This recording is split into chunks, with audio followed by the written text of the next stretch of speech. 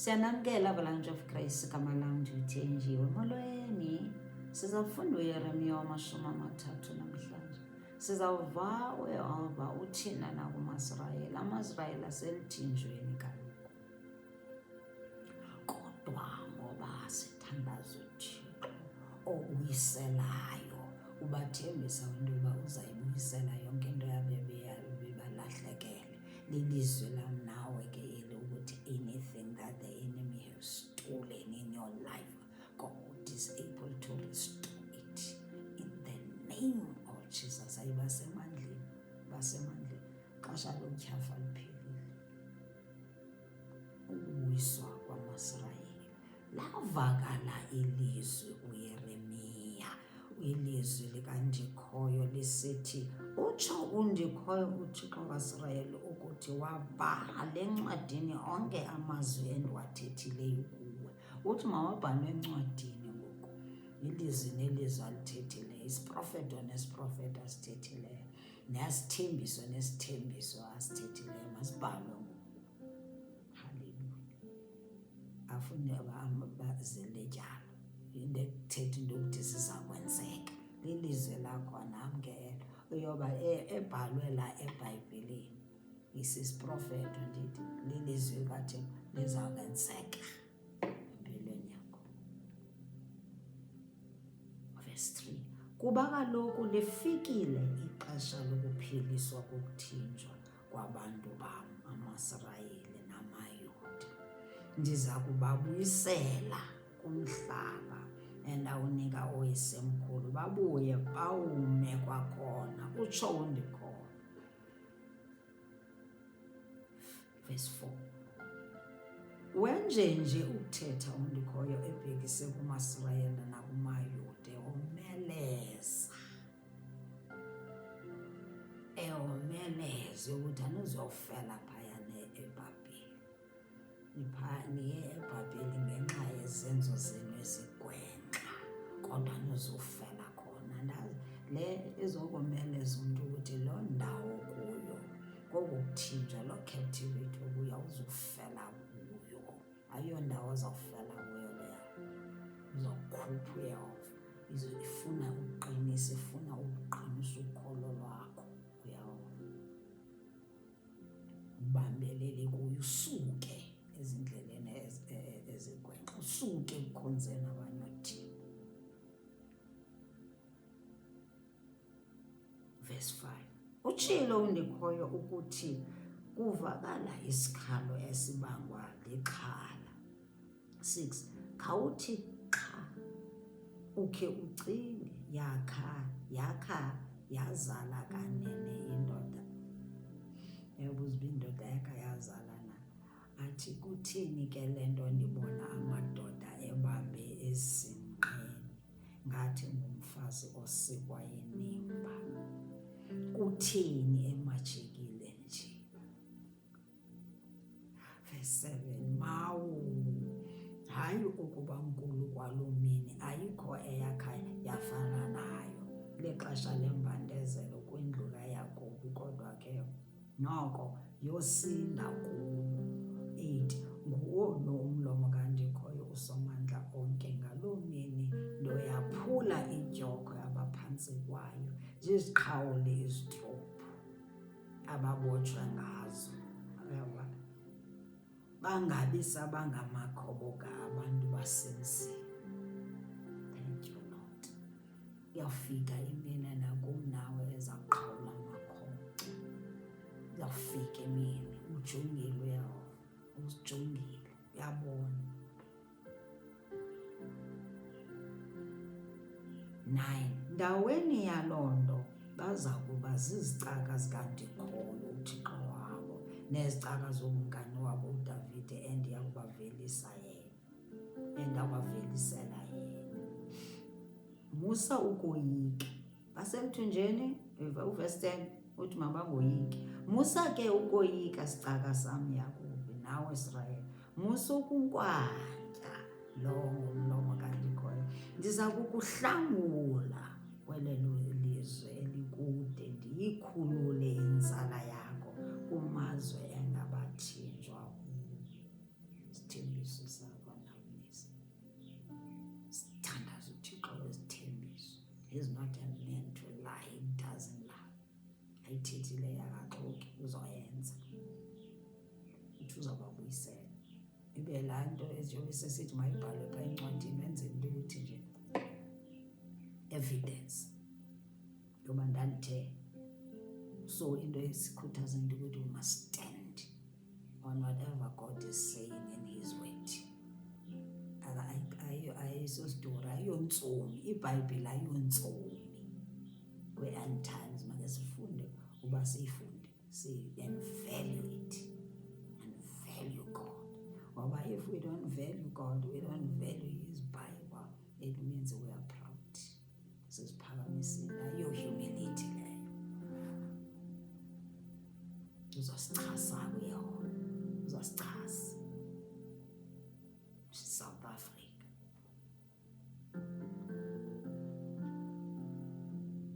Uthi kwivesi asekwivesi 11 ithi ndinawe ukuze ndikusindise, lowo ngumlomo kandikhoyo. Zona iintlanga endikuchithachithe kuzo phakathi kwazo ndozitshabalalisa, sitshabalalisa, kodwa wena andiyi kukucima tu igama.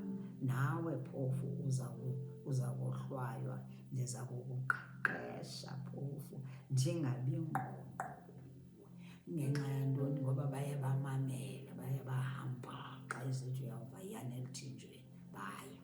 Abanye khange bavuma ukuya, wathi aba bangayanga bazawufana ikrela naye endlala nazo izifo. Into ethetha into yoba mna nawe kufuneka senze njani? Siboba obedient, sibehamba xa sizibona basonile.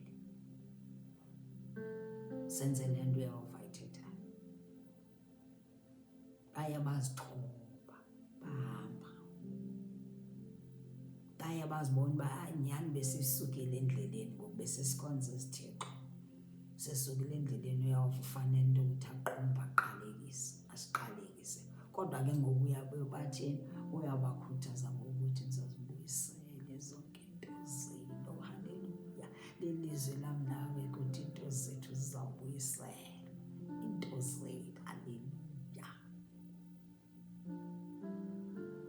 Uthi akazuba ngqongqo kubo. Nabo uzawubaqeqesha kodwa akazuba ngqongqo kubo. Ndayithanda leso siXhosa. Sithetha nam nawe ukuthi kuleyo kuyo uyaqeqeshwa, leyo kuyo uyaqeqeshwa uThixo wethu. Awuyamka umuntu omthandayo uyamqeqesha, akakuthanda ongakuqeqeshi. Misleading. Verse 12 utsho undikhoyo ukuthi inxeba lakho alinako nokubotshwa oku wenzakele kangangokuba ungabi nakunyangwa. Athi akakho into onokunceda, wenzakele kakhulu wena. Ufanele into ukuthi unyangwe ndim Yehova wakho. Uyayedwa ozosinceda xa senzakele sasuphuka imimoya. Kufanele uba uthatha iingxaki zakho uziye nazo kuyo. 13 awunamthetheleli, awunayeza lokuzinyanga izilonda, ungenalo nethemba lokuphiliswa. 14 izithandwa zakho zikulibele zonke, azisacingi nokucinga oku ngawe. Ndikubethe oku kotshaba, ndakuqeqesha ngqongqo ngenxa yezikreko zakho ezikhulu nezono zakho ezininzi.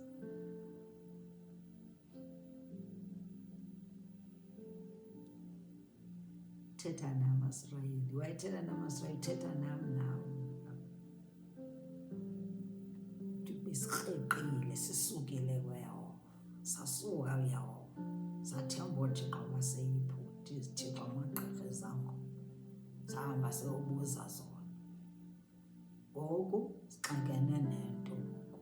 uYehova uthi ufuna uniqeqesha ke ngoku njengoba senibuyile nibuyele kum nibethekile phaya eyiphuthi. Ufuna uniqeqesha nazi into yokuthi nizawuba strong.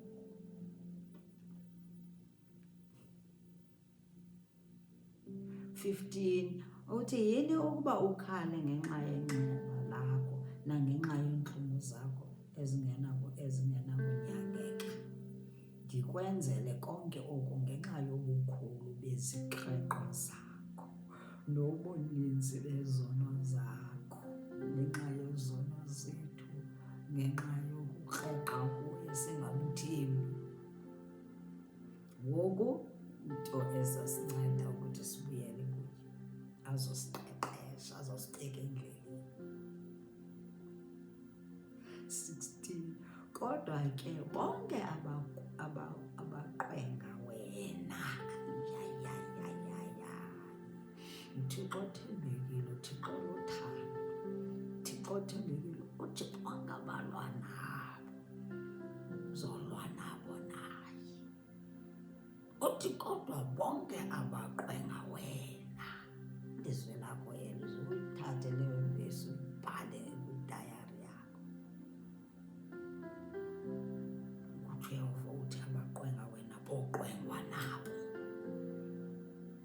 Bonke abakuchasayo bayakusiwa ekuthinjweni, bonke abakuphangayo, bonke abakuphangayo nabo bayawuphangwa, nabo bakwenza amaxhoba, bokwenziwa amaxhoba nabo.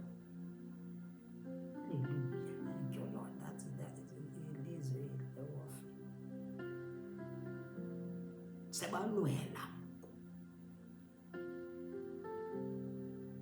17 Ke wena ndiza kukubuyisela empilweni yakho, ndikupholisa amanxeba, nakuba kusithiwa ungumlahlwa, iZiyoni engafunwa bani. Lowo ngumlomo kaNdikhona, ilizwi lam nawo basemandleni bangatyhafi. Utsho uNdikhoyo ukuthi, verse 18, izindlu zakwaYakobi ndiza kuzibuyisela kundalashe, kwisimo sabo sakudala, zidle ngendebe endala, ndibe nemfesane kumzi ngamnye. Amaxhoba aseYerusalem azawuvuswa, nebhodwe lime kwasendaweni yabo. Kovakala intsholo yemibongo apho, nentswatla yemicobo, uthi baza konwaba, nobatsho bande bangancibi, babaluleke bangadiliki. Uzasibuyisa isidima sabo, uNguthixo osibuyisayo isidima. Ngayinto ohlekisa kodwa uYehova uzasibuyisa isidima sakho. South Africa, uYehova uzasibuyisa isidima sakho. Buyela uYehova South Africa, buyela Afrika uYehova, isidima sakho. Ngoku into ohlekisa kodwa xa sibuyela kuYehova sizawubuyisa isidima sakho, awuzudeleka nje. Verse 20 Inzala yabo yoba njengayamandulo, ibandla labo ndilizinzise, ndibohlwaye bonke abacinezelayo. Uzabohlwaya abacinezeli babantu. Iinkokheli yabo yovela kwakubo, umlawuli aphume kwaphakathi kwabo.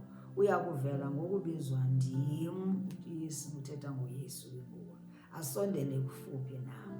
Kungekho bani, profeta ngoYesu Kristu, nguye uzawuvela. Wayebapholisa imimoya yabo ukuthi ukhona uzawuvela kuwe.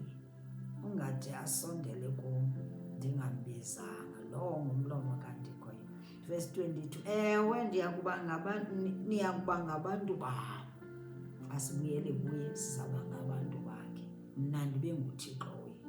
South Africa siza unguThixo wethu xa sibuyele kuye, nathi singabantu bakhe. Niyabona kuphuma kuNdikhoyo uluphu, nditsho isaqhwithi esoyikekayo esivuthuza phezu kwentloko zabangendawo. 24 Lo msindo kaNdikhoyo awuyi kujika ade abe kufezekisile. Umsindo wakhe awuzujika ingenzekanga laa nto ayithethayo uYehova. Yona ndifuna siyifunde iBhayibhile, siyazi into ukuthi uYehova uthini nangathi. Siyazi ukuthi uthini nangeemeko zethu. ezinhlizweni yakhe. Kwimihla ezayo niyakuyiqonda kakuhle le ndawo. Utsho njalo uthi ngumsindo kaYehova lowo xa esithathile wasibeka endaweni, xa esiyekile sibe zinto zohlekisa sibe njani na-South Africa, kodwa xa sibuyele kuye uzasibuyisa isidima sethu. Uzakulwa nabalwa nathi. South Africa uYehova uzawulwa nabalwa nathi. Funeka siyifundeni iBhayibhile kwi-end times, siyithembe nantoni na ayithethayo.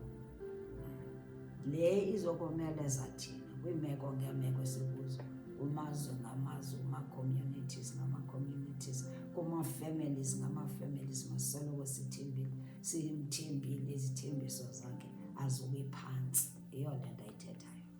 God bless you.